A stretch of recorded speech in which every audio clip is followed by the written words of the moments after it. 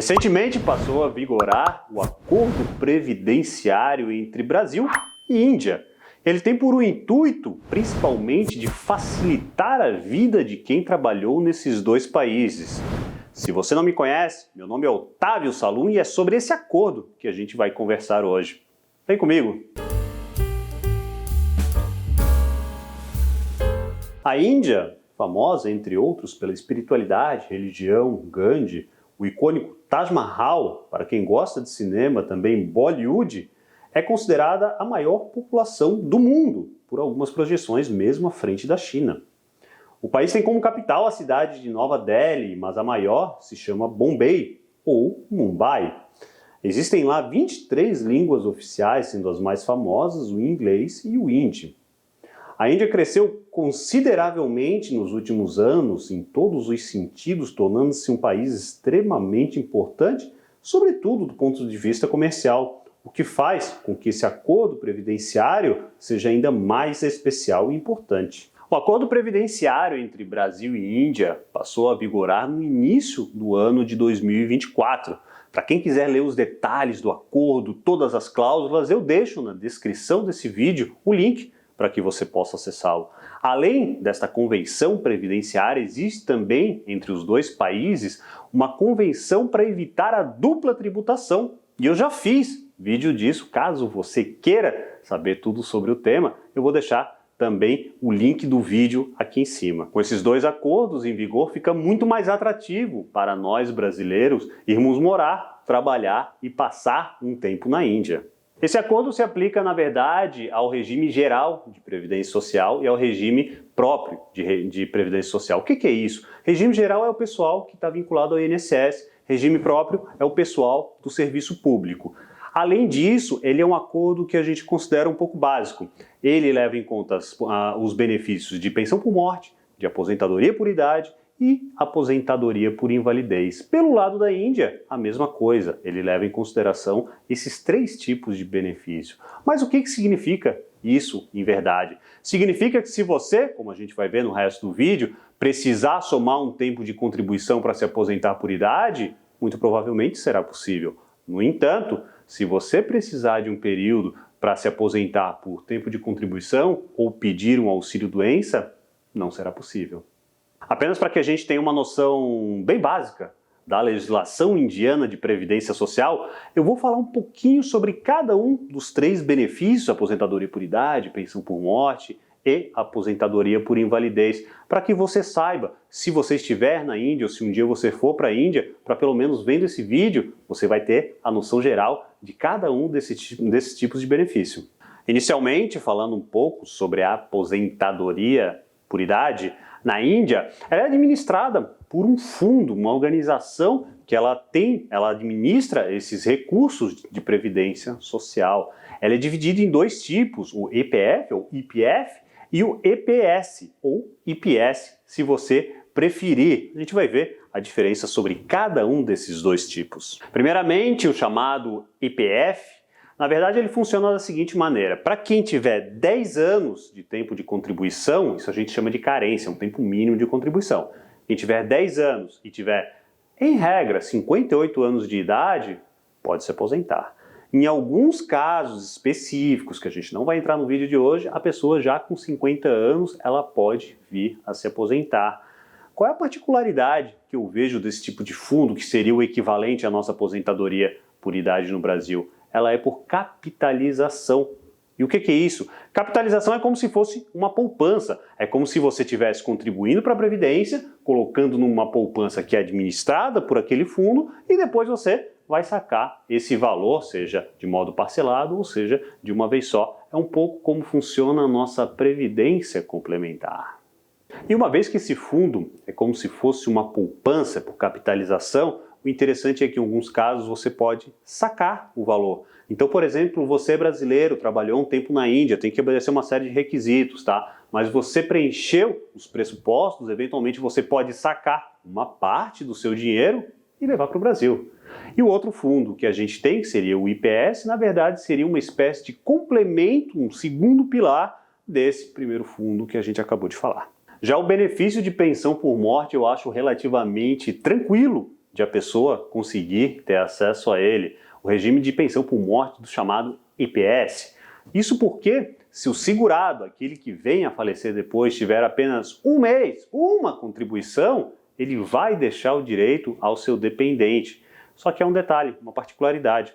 Esse dependente, se vier a casar, vai perder o direito à pensão por morte.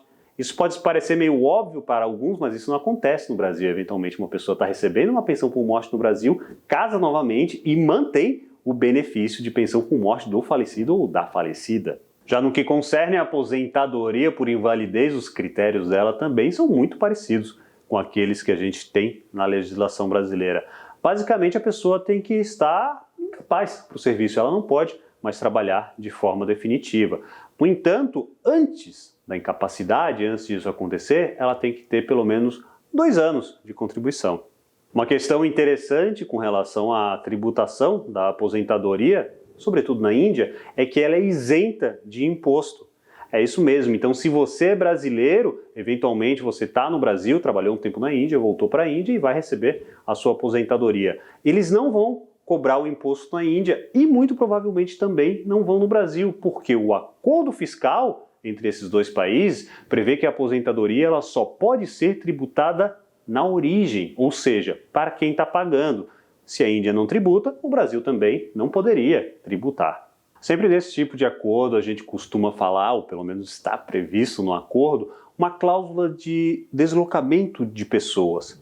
Deslocamento de pessoas, na verdade, é uma cláusula que ela tenta inibir a dupla tributação. A pessoa pode ir para outro país, ficar até 36 meses e eventualmente renovar por mais 24 meses.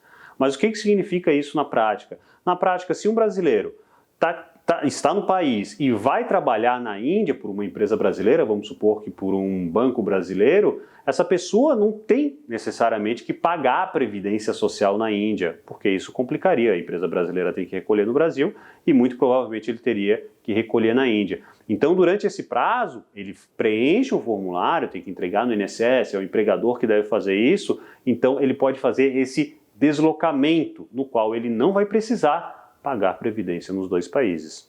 Outra cláusula bem importante, na verdade é provavelmente o que chega mais no escritório, que o pessoal pergunta mais, são sobre os períodos independentes e por totalização. Eventualmente você pode não conhecer as expressões, mas possivelmente é o que se procura mais para a aposentadoria.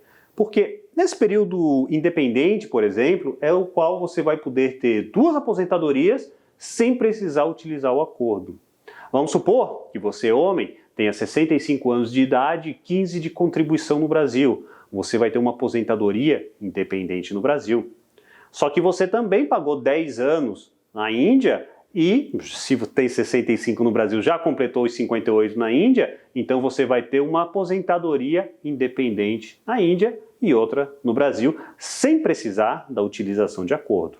Já os períodos por totalização é quando a gente soma os períodos de um país e de outro. Nesse caso, aí sim, você vai precisar somar os tempos contribuídos em cada país para que possa vir a se aposentar e ter uma aposentadoria por totalização. Mas o que é isso exatamente? Vamos no nosso exemplo. Aquele homem que tem 65 anos, só que ele não tem mais 15 no Brasil, ele tem 10 no Brasil. Então ele precisa de 5 anos da Índia para ficar com 15 anos no Brasil e daí ele vai poder se aposentar.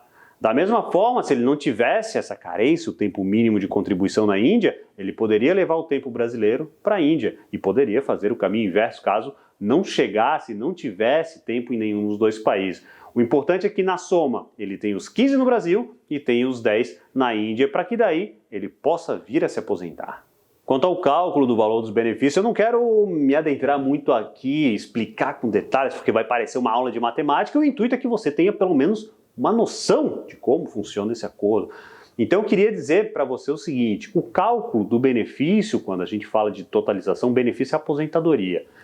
Quando a gente soma o tempo de um país no outro, basicamente, grosso modo, vai ser proporcional.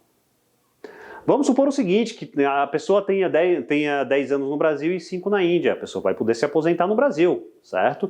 Só que o INSS vai calcular esse benefício, essa aposentadoria, com base nos 10 anos. Então você muito provavelmente vai ter uma redução no valor da sua aposentadoria, mesmo que ela fique abaixo do salário mínimo, o INSS vai conceder abaixo do salário mínimo. E quando a gente trata desses temas, é de extrema importância que a gente fale para vocês de planejamento previdenciário, planejamento tributário, porque muitas vezes o pessoal pergunta, Otávio, eu estou no exterior, vale a pena continuar contribuindo à distância e tal, e só fazendo cálculo, na verdade. É impossível falar para a pessoa quanto que você vai ganhar sem fazer cálculo e tal. É possível que um brasileiro fique contribuindo para o INSS à distância, como segurado facultativo. Da mesma forma, é interessante que essa pessoa saiba se isso vale a pena ou não, porque daqui a pouco ela tem uma média perto do teto, fica pagando sobre o piso e vai, na verdade, estar reduzindo o valor do benefício e, por consequência, jogando dinheiro fora. Então é importante que a pessoa tenha essa noção, olha, vale a pena continuar pagando, vale a pena utilizar o acordo, ou mesmo na parte fiscal, porque, como a gente viu, se a pessoa é residente ou não é residente, isso pode mudar toda a tributação. E eu não falo apenas de aposentadoria, embora seja o nosso foco no vídeo de hoje. Mas se você deixa de ser residente fiscal num país, você eventualmente tem uma empresa no Simples, ou você sai da empresa, ou a sua empresa sai do Simples. E é uma série de particularidades com relação a contas bancárias, tudo isso. Então é importante que você faça esse planejamento de preferência antes de viajar. Porque muitas vezes, depois, você já viajou, você já é residente no outro país, você eventualmente vai vender um imóvel no Brasil e ainda tem que pagar ganho de capital para os indianos. Em razão disso, é de extrema importância que você sempre procure um profissional para lhe orientar nessas decisões que com certeza vai sair muito mais barato do que daqui a pouco ter que pagar imposto 2 vezes. O tema do nosso vídeo de hoje era esse, do acordo previdenciário entre Brasil e Índia. Eu espero que tenha sido interessante. Deixa nos comentários para mim se foi interessante ou se tem algum ponto que você gostaria de saber com mais detalhes. Eu espero encontrar vocês dentro em breve. Um grande abraço.